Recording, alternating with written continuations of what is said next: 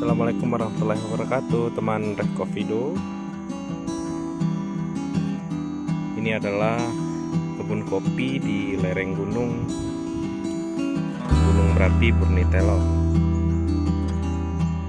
Nah, seperti ini. Jadi dia di lereng gunung, teman-teman.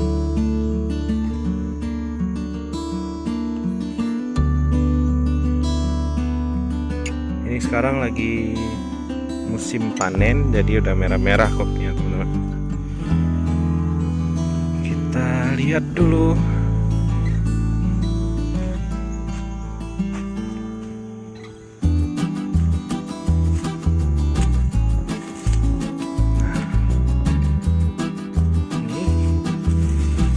Ini udah bisa dipetik ini kalau udah merah-merah seperti ini.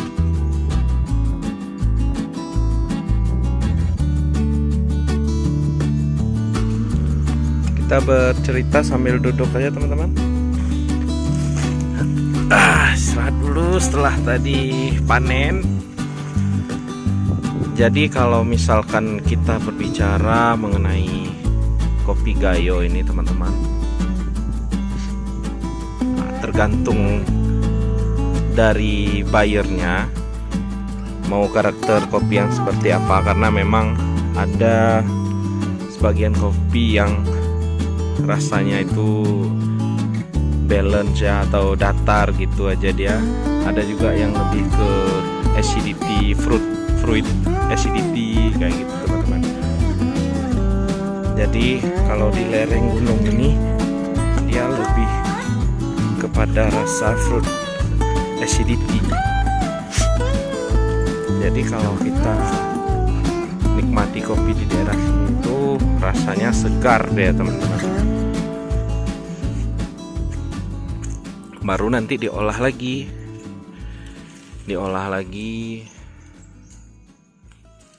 di roasting kan. Nanti di roasting kan ada level roastingnya, ada medium to dark, ada medium, ada dark juga. Kalau misalkan mau dicampur dengan kopi susu ya roastingannya nanti di medium to dark atau dark, teman-teman.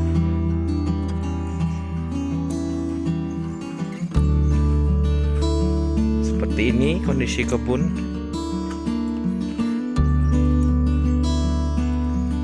Ini kita lagi panen besar, teman-teman. Jadi banyak kopi yang udah merah. Tapi ini baru dipanen. Setelah kita petik, ntar dia akan merah lagi kalau udah 15 hari ke depan gitu. Makanya nanti kalau misalkan kita setiap kita panen itu kita diharuskan untuk mengcupping dari kopi tersebut, teman-teman. Jadi supaya tahu nanti ini karakter kopi yang dikeluarkan itu lebih kemana gitu, teman-teman. Karena setiap musim, setiap panen dia bakal berbeda-beda. Banyak faktor sih, teman-teman. Bisa aja karena faktor curah hujan yang tinggi. Nanti kalau curah hujan tinggi, biasanya asemnya itu tinggi dia, teman-teman. Tapi bukan artinya kopi yang asemnya tinggi itu nggak enak. Karena kalau di Amerika sendiri memang itu yang dicari. Karena mereka kan minum kopi ya benar-benar kopi tanpa campuran creamer atau tanpa campuran dengan gula ya, teman-teman.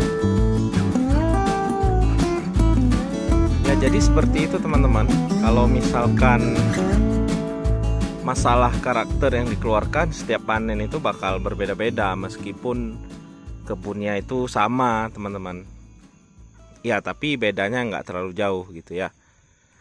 Nah, secara umum kopi Gayo memiliki cita rasa dengan bodi yang kuat. Nah, itu untuk di seluruh wilayah Gayo, teman-teman. Nah, buat teman-teman yang mau mesen kopi Gayo itu ya minimal langsung di sini lah, teman-teman. Kan kita menghindari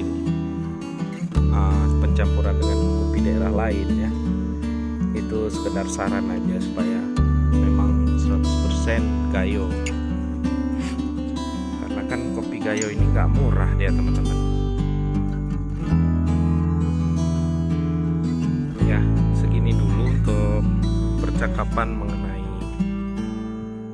kebun kopi kali ini yang lagi panen besar. Nanti kita akan main-main ke gudang ya, ke proses halernya, proses penggilingan kopi, atau proses pemisahan dari kulit gabah menjadi green bean teman-teman. Nanti kalau saya ada waktu juga kita bisa lihat-lihat di tempat penyimpanan di gudangnya teman-teman. Biasanya kalau kebun seluas 1 hektar ini ya tergantung ya, bisa 500 kilo per sekali panen, menghasilkan per periode panennya teman-teman. Kalau lagi panen raya kayak gini bisa sampai 800 kilo dia teman-teman.